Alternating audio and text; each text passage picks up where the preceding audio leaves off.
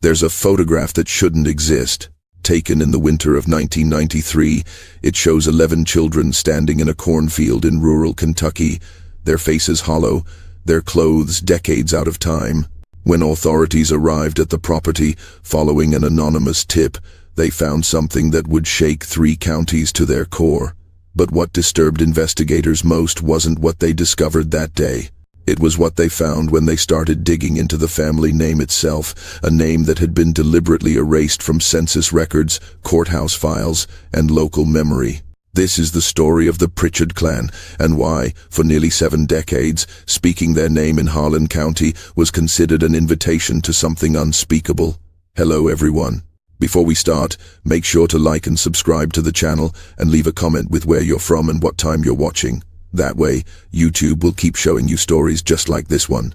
The road to the Pritchard property wasn't on any map. It wound through Daniel Boone National Forest like a scar, rutted and overgrown, the kind of path that existed only because someone had driven it enough times to kill the vegetation beneath. When Sheriff's Deputy Marcus Webb first navigated that road on February 14, 1993, he thought he was responding to a routine welfare check. Someone had called the station, wouldn't give their name, and said children were living in conditions that weren't right. That's the phrase they used. Not dangerous, not neglected, not right. Webb had been with the Harlan County Sheriff's Department for 16 years. He'd seen poverty that would break most people's hearts. Appalachian Kentucky in the early 90s was bleeding jobs and hope in equal measure, and families were surviving in conditions that urban Americans couldn't fathom. But when he pulled up to the Pritchard homestead that Valentine's Day afternoon, something in his gut twisted in a way it never had before. The house was an architectural contradiction. Parts of it looked antebellum, genuine 19th century construction with hand-hewn logs and limestone foundation. Other sections appeared to be additions, but additions from different eras, as if the house had been growing like an organism across decades, never quite matching itself. There was no electricity line running to the property, no satellite dish, no telephone pole. Just the house, standing in a clearing surrounded by winter-dead corn stalks that rattled in the wind like bones. Webb approached with his partner, Deputy Linda Kowalski, and they could both smell it before they reached the porch. Not decay, exactly. Something older. Something like time itself had curdled in that place. The front door was ajar, hanging on leather hinges that looked Civil War-era authentic. And from inside, they could hear children's voices, singing something in a round, the kind of song school children might sing, except the melody was wrong. The intervals were off. It sounded like music from a damaged music box. When Deputy Webb pushed the door open, 11 children stopped singing in perfect unison. They stood in what appeared to be a common room, arranged by height, oldest to youngest, spanning what looked like ages 5 to 17. Every single one of them wore clothing that Webb would later describe in his report as period dress from approximately 1920 to 1940. The girls wore long prairie dresses with high collars. The boys wore knickerbockers and suspenders. Their hair was cut in styles Webb's grandmother might have recognized from her childhood photographs, but it was their faces that would haunt him for the rest of his life. They weren't malnourished in the traditional sense. They weren't bruised or obviously injured, but their eyes held something that made Webb think of old Civil War photographs, that distant, 1,000-yard stare that soldiers got after seeing too much death. Except these were children. The youngest couldn't have been more than 5 years old, and she had eyes like someone who'd lived through the Depression and 2 world wars. The eldest boy stepped forward. His name, he said, was Ezekiel Pritchard. He was 17 years old, though something about the way he carried himself seemed far older. He spoke in an Appalachian dialect so thick, so antiquated, that Kowalski would later say it sounded like he was reading from a Steinbeck novel. He told the deputies that their father, Jeremiah Pritchard, was in the backfields tending to the harvest. Their mother had passed, he said, using the old euphemism, when the youngest was born. They had been schooled at home, raised in the old ways, taught to be self-sufficient and God-fearing. Nothing he said was technically illegal. Kentucky law permitted homeschooling. Religious isolation wasn't a crime. But Webb couldn't shake the feeling that something was profoundly wrong. He asked Ezekiel when the last time was that any of them had left the property. The boy thought for a long moment, his eyes drifting to the ceiling as if calculating. Then he said something that made Webb's blood run cold. "I believe it was 1947, sir, when my grandfather took some of us to town for the Harvest Festival. It was 1993. The boy was 17. The math didn't work.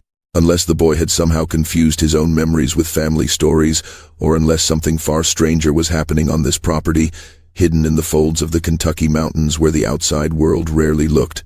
Deputy Kowalski made the call that changed everything. While Webb talked with the children, she walked the perimeter of the property, and that's when she found the graves. 73 of them, to be exact, arranged in careful rows behind the main house, each marked with a simple wooden cross and a name carved in archaic script. The dates were what made her radio for backup. The earliest grave was marked 1861. The most recent was 1992. But it wasn't just the span of time that disturbed her, it was the pattern.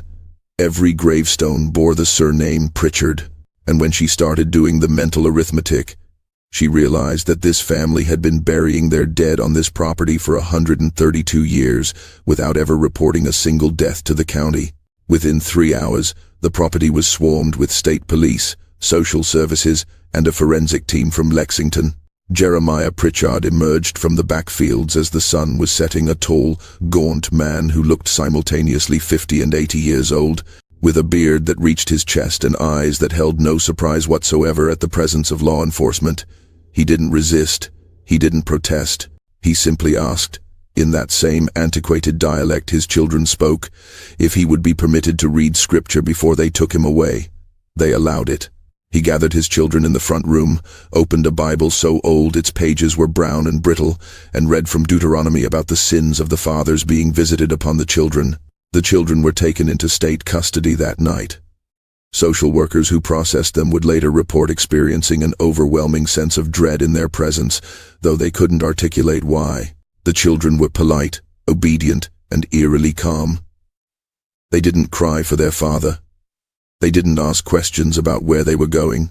They simply complied, as if they'd been expecting this day their entire lives. One social worker, Patricia Mendez, noted in her report that the children spoke to each other in what sounded like English, but with phrasing so old-fashioned and references so obscure that it was nearly incomprehensible. They talked about things like the bad summer, and the year the crops screamed, and when grandfather's sin came home. Jeremiah Pritchard was arrested on multiple counts of child endangerment, failure to report deaths, and operating an unlicensed burial ground. But when investigators tried to build a case, they discovered something that should have been impossible. According to every official record they could find, Jeremiah Pritchard didn't exist. There was no birth certificate, no social security number, no record of him attending school, getting married, owning property, or paying taxes. And when they ran the address through historical records, they found something that made the entire investigation grind to a halt. The property had been owned by the Pritchard family since 1859, but according to county records, the last official Pritchard to own the land was a man named Nathaniel Pritchard, who had disappeared in 1928 after being accused of something so disturbing that the courthouse had sealed the records under a judge's order. The sealed courthouse records became the obsession of Assistant District Attorney Rachel Klein. She'd been assigned to prosecute Jeremiah Pritchard, but the more she dug into the family history, the more she realized this wasn't a case about neglect or isolation. This was something that reached back through generations, something that had been deliberately hidden by people who understood that certain truths were too dangerous to speak aloud. It took her 6 weeks and a court order to unseal the 1928 documents. What she found inside made her consider dropping the case entirely. Nathaniel Pritchard had been accused of operating what the records called a family in perpetual servitude to an unholy covenant. The language was archaic, almost biblical, but as Klein read through witness testimonies from townspeople who'd visited the property in the 1920s, a pattern emerged that turned her stomach. The Pritchard family, according to multiple sources, had been practicing something that went beyond religious extremism. They had been breeding, generationally, intentionally, keeping bloodlines pure and isolated, marrying cousins to cousins, siblings to siblings, all in service of maintaining what Nathaniel Pritchard had called the original bloodline in his own testimony. But it wasn't just inbreeding that had alarmed the community in 1928. Multiple witnesses reported that the Pritchard children never seemed to age properly, that children who should have been adults were still small, that adults who should have been elderly seemed frozen in time. One witness, a traveling preacher named Reverend Thomas Aldrich, claimed he'd visited the property 3 times over 15 years and had seen the same children, looking exactly the same age, each time he visited. His testimony had been dismissed as religious hysteria, but it was compelling enough that the judge had sealed the records and issued a warning that anyone who spoke publicly about the Pritchard family would be held in contempt of court. The case had gone nowhere because Nathaniel Pritchard had vanished before trial. Just disappeared into the mountains with his entire family, wife, children, parents, aunts, uncles, and no one had seen them again. The property had been abandoned, or so everyone assumed. The county had tried to seize it for unpaid taxes in 1932, but the surveyor they'd sent up the mountain had returned, white-faced and trembling, refusing to ever speak about what he'd seen. After that, people simply stopped going up that road. The property fell off maps. The family name became something you didn't mention, especially among the older folks who remembered. Klein brought her findings to her supervisor, District Attorney James Hardwick, expecting shock or disbelief. Instead, Hardwick closed his office door and told her something that nearly made her quit. His own grandfather had been the judge who'd sealed those records in 1928. And before he died, the old man had told Hardwick's father one thing. The Pritchard family wasn't hiding from the law. The law was hiding them from something else. The children were separated and placed in different foster homes across 3 counties. It was standard procedure for cases involving potential abuse. But with the Pritchard children, it became something else entirely. Within 2 weeks, every single foster family reported the same phenomena. The children would wake at exactly 3 in the morning and stand at their windows, facing north, toward the old property. They would whisper to each other, even though they were miles apart, separated by mountains and towns. Foster parents would hear their names being called in the middle of the night, not by the Pritchard children in their homes, but by voices that seemed to come from nowhere and everywhere at once. The youngest, a girl named Temperance, was placed with a family in Middlesbrough. Her foster mother, Janet Cruz, kept a detailed journal of the experience. On the 4th night, Temperance stopped speaking English entirely. She would only communicate in what Cruz described as old talk, a dialect so thick and strange that even native Appalachians couldn't fully understand it. She began writing on the walls of her room with her fingers, no pencil, no marker, just her fingertips on the wallpaper, and the words would appear, dark and wet, as if the wall itself was bleeding ink. The words were names, hundreds of names, all of them Pritchards, all of them dead. The foster care system made a decision that had never been made before in Kentucky history. They brought all 11 children back together and placed them in a group home in Cumberland, hoping that reuniting them might stabilize whatever psychological trauma they were experiencing. It worked, in a sense. The strange phenomena stopped. The middle of the night vigils ceased. The children ate normally, slept normally, attended the makeshift school classes the state provided.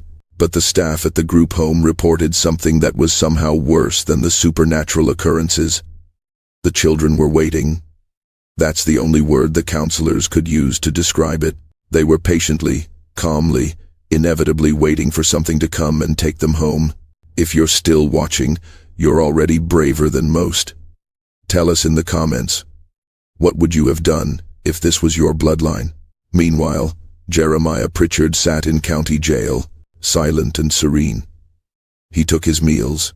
He read his Bible. He never asked about his children. He never requested a lawyer. When Rachel Klein attempted to interview him, he would only say one thing, over and over, in that ancient mountain dialect. The covenant keeps what the covenant makes. Blood calls to blood across the hollow years. What was bound in 1859 cannot be unbound by modern law. Klein had the statement analyzed by a linguistics professor at the University of Kentucky, who confirmed that Pritchard was speaking in a dialect that had essentially died out by the early 20th century. He shouldn't have known it. No one alive should have known it. Unless he'd learned it from people who'd been speaking it for generations, in perfect isolation, preserving it like a fossil of language itself. The breakthrough came from an unexpected source. A retired librarian named Dorothy Marsh contacted the district attorney's office in April of 1993, 2 months after the children had been found. She was 86 years old, and she said she had information about the Pritchard family that she'd kept secret for nearly 70 years. When Klein met with her in the reading room of the Harlan Public Library, Marsh's hands shook as she pulled out a cardboard box she'd kept hidden in her attic since 1924. Inside were newspapers, letters, and photographs that told a story the county had worked very hard to forget. In 1859, a man named Josiah Pritchard had arrived in Harlan County with his wife, his 3 sons, and a land deed that no one could quite explain. The deed granted him 200 acres in the most remote part of the county, land that was considered cursed by the Cherokee who'd been forced out decades earlier. Josiah was a preacher, but not of any denomination anyone recognized. He held services on his property, and people from town would occasionally attend out of curiosity. Those who went reported that Pritchard preached about bloodlines and covenants, about families chosen by God to endure until the end of days, about sacrifice that echoed through generations like a bell that never stopped ringing. In 1863, during the Civil War, something happened on the Pritchard property that caused the Union Army to station guards on the road leading up the mountain. The official report said they were preventing Confederate sympathizers from using the property as a refuge, but letters from soldiers, preserved in Marsh's collection, told a different story. They'd been posted there to keep something in, not to keep people out. One soldier, a private named William Tesla, wrote to his wife about hearing children singing at all hours of the night, about seeing figures in the cornfield that would vanish when approached, about the way the Pritchard family would emerge from their house during thunderstorms and stand in the lightning with their arms raised, speaking words that made the soldiers' ears bleed. After the war, the family retreated deeper into isolation, but every generation, someone from town would make the mistake of going up that mountain. A traveling salesman in 1879, a census taker in 1891, a schoolteacher in 1903 who'd heard there were children up there who needed educating. Some came back changed, speaking in whispers about things they'd seen, about how the family never seemed to age right, about how the children's eyes were old and knowing in ways that human eyes shouldn't be. Others never came back at all. Their disappearances were never investigated. There was an unspoken agreement in Harlan County. The Pritchard family was the price you paid for living in these mountains. You didn't talk about them, you didn't think about them, and you certainly didn't speak their name after dark. Dorothy Marsh had been 17 years old in 1924 when her older brother, Samuel, had gone up to the Pritchard property on a dare. He'd returned 3 days later, walking down Main Street in clothes that looked like they belonged to his grandfather, speaking in a dialect that had been dead for 50 years. He lived for 6 more months, getting older by the day, aging years in the span of weeks, until he died looking like a man of 90, though he was only 18. The doctors called it progeria, a rapid aging disease. But Marsh knew better. Her brother had told her, in his final days, what the Pritchards really were, what they'd been doing on that mountain for generations, and why no one who knew the truth would ever speak their name. On May 3rd, 1993, all 11 Pritchard children vanished from the group home in Cumberland. There was no break-in, no sign of forced exit. The overnight staff reported checking on them at 2 in the morning, and all 11 were asleep in their beds.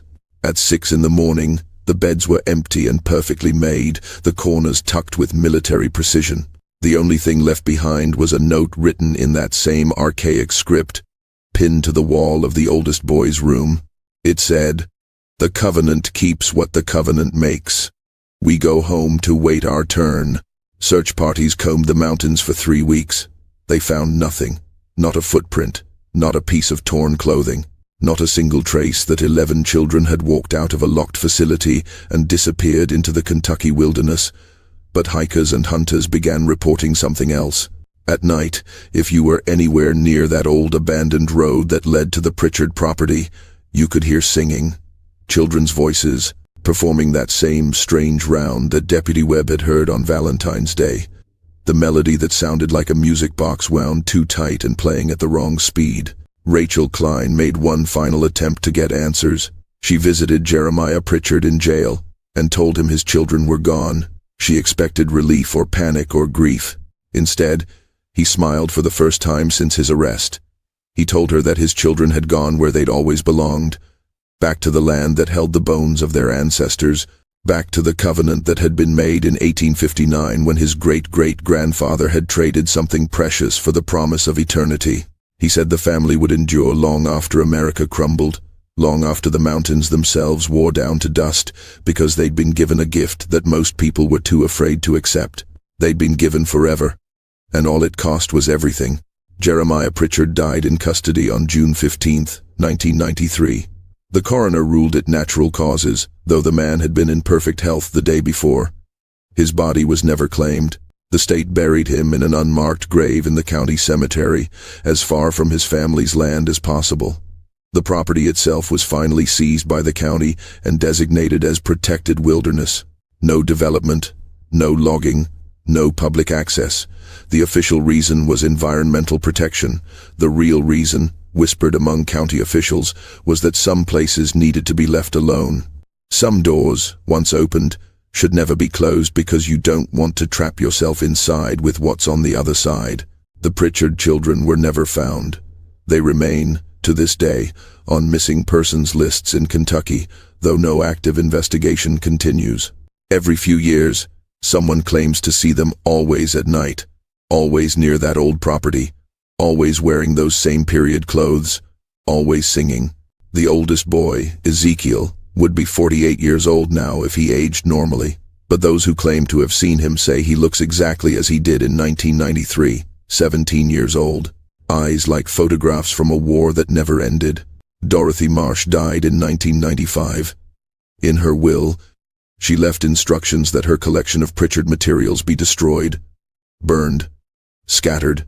Her executor, a lawyer named Marcus Webb, yes, the same deputy who'd found the children, honored that request. He burned every document, every photograph, every piece of evidence that the Pritchard family had been anything more than a footnote in Appalachian history. But before he did, he made copies. He kept them in a safe deposit box with instructions that they be opened only if the Pritchard name ever surfaced again. Because Webb understood something that most people don't want to accept. Some families aren't bound by biology or law or time. Some families are bound by something older, something that was here before we named these mountains, something that will be here long after our civilization is a layer of compressed sediment beneath forests we can't imagine. The Pritchard family made a covenant in 1859, and covenants, unlike people, don't die. They wait, they endure. They keep what they make, across generations, across centuries, calling blood back to blood in voices that sound like children singing in a cornfield at midnight, under stars that have been watching this same performance since before America was born. In Harlan County, Kentucky, there's still a road that doesn't appear on maps, and if you're foolish enough to follow it, if you're curious enough to walk up that mountain on a night when the moon is dark and the corn is high, you might hear them. 11 children, singing a song in a round, the melody wrong and ancient and patient. They're still there. They're still waiting. And they'll be waiting long after you and I are dust, because that's what the covenant promised them. That's what they paid for. That's why, even now, even after everything that's been revealed, people in Harlan County still won't speak the Pritchard name after dark. Because some families don't end. They just go quiet for a while, waiting for the next generation to wander up that mountain and learn what their great-grandparents knew, that some doors should never have been opened, and once they are, they can never truly be closed again.